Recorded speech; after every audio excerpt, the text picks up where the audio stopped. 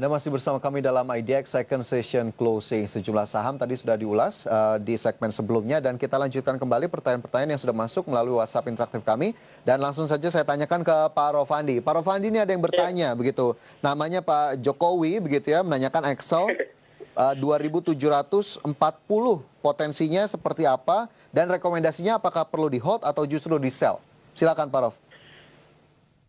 Ya, untuk Excel, apakah yang harus dilakukan saat ini 2790, ke depannya seperti apa? Saya lihat untuk Excel, beberapa hari ini ada potensi koreksi dulu, walaupun hari ini membentuk hammer, candle biasanya, namun tekanan sellnya lebih kuat, jadi untuk Excel, minggu ini mungkin akan terjadi koreksi. Targetnya, apakah dia akan naik? Ya, Excel ada potensi, dia akan mencoba break new high di 3.600, jadi untuk Excel mungkin minggu-minggu ini bisa buy on weakness.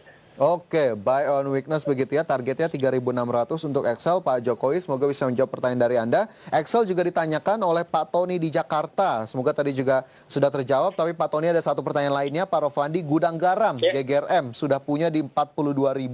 Awal tahun depan seperti apa prospeknya?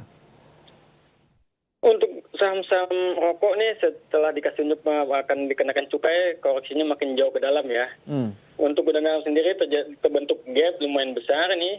Kita lihat dia di 44.300, tahu-tahu jam di bawah ke 43.300. Jadi artinya ada potensi dia akan menutup gap ini. Namun yang jadi masalah adalah gudang garam ini dia sahamnya sedang lagi downtrend. Jadi akan tutup gap menuju ke 44.400, namun jangka panjang. Tahun depan targetnya seperti apa? Ya, untuk targetnya akan tutup gap ini, namun downtrend ini masih akan berlanjut ke bawah. Jadi saya rasa lebih ke perhatikan adalah dia area support yang akan diturun ke bawah, yaitu di 39.800. Jika tembus, saya rasa, dan ini akan potensi tembus untuk gudang garam, targetnya akan turun lebih jauh. 37.000 saya rasa akan dicapai untuk gudang garam untuk tahun depan. Downtrendnya masih cukup terlihat, supportnya 39.800 Pak Tony, itu bisa menjadi level yang mungkin menjadi acuan untuk Anda. Sementara itu ada penelpon yang masuk. Halo, selamat sore. Iya, ini Burhan nih dari Bekasi. Burhan di Bekasi, silakan Pak Burhan. Iya, mau tanya prospeknya Bang Bukopin. Bukopin, oke. Iya, sama Garuda Maintenance Facility. Oke, GMFI ya Pak? Iya. Oke, Ya, sudah punya posisi? Ya, itu aja. Terima kasih. Oke, baik. Terima kasih Pak Burhan di Bekasi.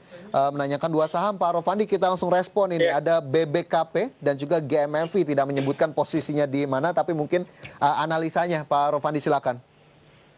Ya, BBKP ini sudah overshooter, jadi sudah ada potensi take profitnya lebih besar. Yang kedua juga kita lihat dia kenaikannya, beberapa indikator menunjukkan sudah waktunya time to sell untuk BBKP. Namun saya rasa jika pun ada koreksi, dia rasa masih akan tetap di atas 380. Jika tembus di bawah 380 mungkin cut loss ya.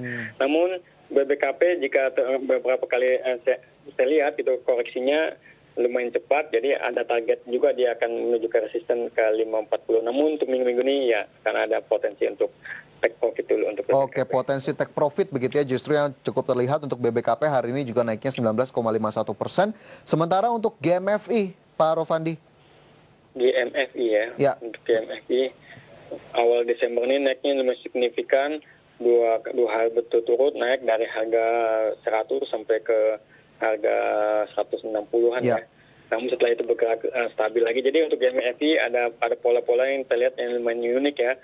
Namun yang kita lihat juga perhatikan adalah volume gitu. Dan volume ini di GMFI terbentuk menunjukkan bahwasanya akan ada terjadi koreksi dulu gitu untuk GMFI. Jadi Koreksi. saya rasa lebih baik emang untuk GMFI kalau sudah bisa merealisasikan keuntungan, sebaiknya di sell. Target support yang harus diperhatikan ada di 145. Jika tembus dia sebaiknya cut loss karena kan target selanjutnya ada di 122. Target resisten di 180. Oke, 180 kalau memang sudah bisa direalisasikan silakan saja begitu ya Pak Rofandi untuk profit GMFI. Betul. Karena memang ini volume yang menjadi catatan ya Pak Rofandi. Betul, seperti itu. Oke, itu BBKP dan juga GMFI begitu ya, Pak Burhan di Bekasi. Semoga bisa menjawab pertanyaan dari Anda. Terakhir Pak Rofandi, ada yang bisa kita simpulkan dari hari ini? Apa yang kemudian bisa disarankan secara keseluruhan untuk pemirsa? Iya, untuk akhir tahun ini ISG mudah-mudahan tembus, masih ada 3% lagi untuk tahun ini ISG jadi kembali ke hijau. Saya rasa bisa dilewati, jadi tahun ini ISG masuk ke area hijau. Dan tahun depan pemulanya akan ISG akan bangkitnya akan lumayan cepat, ada target lumayan besar di tahun 2021 ini. Optimisme market itu lumayan besar di ISG tahun 2021.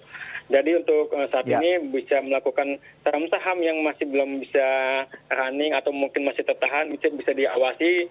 Di situ ada potensi untuk naik. Namun yang harus diperhatikan juga adalah fundamental saham itu harus tahu banget. Karena kan beberapa saya perhatikan saat ini kan volume transaksi itu kan lumayan besar. Lebih banyak di retail karena kan asing masih net sell di kita. Jadi dari dalam negeri itu terlihat bahwasanya ini euforianya lumayan besar, namun retailnya yang lebih kuat. Dan retail saya khawatirkan beberapa yang fundamentalnya yang mereka belum kuasain, dan ini harus jadi PR buat kita, baik dari otoritas ataupun dari bursa sendiri ataupun dari sekuritas sendiri untuk mengedukasikan beberapa klien. Pelajari fundamentalnya. Jadi euforia dan optimismenya harus diimbangi juga dengan memperhatikan fundamentalnya, begitu ya. Baik, itu menjadi catatan utama. Pak Rofandi, terima kasih banyak sudah bergabung bersama kami sore hari ini. Sehat selalu tentunya. Ya, sama-sama, kita sehat semua. Ya, pemirsa, demikian IDX second session closing hari ini. Kita akan kembali berjumpa pada Senin pekan depan pukul 15 waktu Indonesia Barat. Saya Fajar Royong, terima kasih. Sampai jumpa.